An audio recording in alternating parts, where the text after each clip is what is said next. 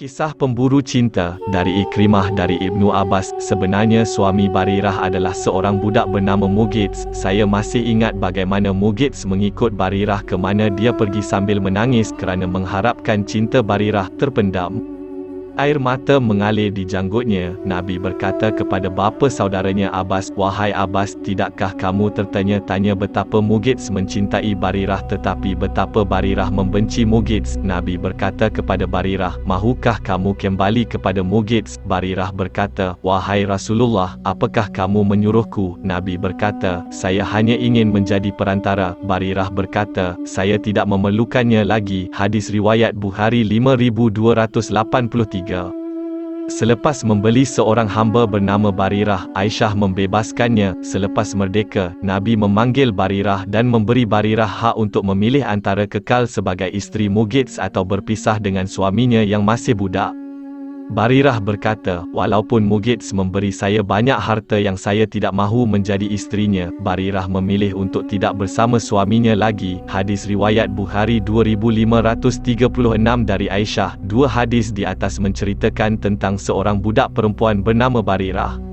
Semasa dia menjadi hamba, dia mempunyai seorang suami yang juga seorang hamba. Jadi suami isteri sama-sama hamba. Sekali dalam tahun 9 atau 10 Hijriah, Aisyah membeli Barirah daripada pemiliknya. Setelah menjadi miliknya, Aisyah membebaskan Barirah dari perhambaan dan ketika itu suami Barirah, Mughits, masih seorang hamba. Jika hamba wanita yang mempunyai suami merdeka, maka dia berhak memilih antara kekal sebagai isteri berbanding suami yang masih hamba atau berpisah dengan suami lama untuk mencari suami baru.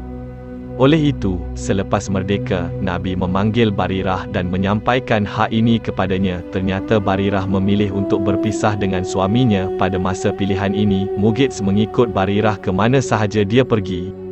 Mughits berjalan di belakang Barirah dengan linangan air mata, malah air matanya membasahi janggutnya kerana air mata yang keluar dengan sangat deras. Dia melakukan ini semua demi mengharapkan belas ihsan dan belas kasihan Barirah sehingga dia tetap memilih untuk bersama Mughits. Keadaan ini juga membuatkan Rasulullah berasa kesal sehinggakan dia memberi nasihat dan nasihat kepada Barirah agar kembali kepada Mughits, suaminya. Tetapi Barirah seorang wanita yang bijak, dia tahu bahawa nasihat Nabi mempunyai status hukum yang berbeza daripada perintah Nabi. Oleh itu, Barirah bertanya kepada baginda sama ada apa yang disampaikan oleh Nabi itu hanyalah saranan atau perintah seorang Nabi kepada salah seorang pengikutnya yang wajib dipatuhi walau apapun keadaannya. Petikan pelajaran, hamba tidak sekufu atau sama dalam perkahwinan dengan orang yang bebas. Justeru, Barirah berhak memilih antara tinggal bersama Mughits atau berpisah untuk mencari suami lain. Para sahabat Nabi menyimpan janggutnya.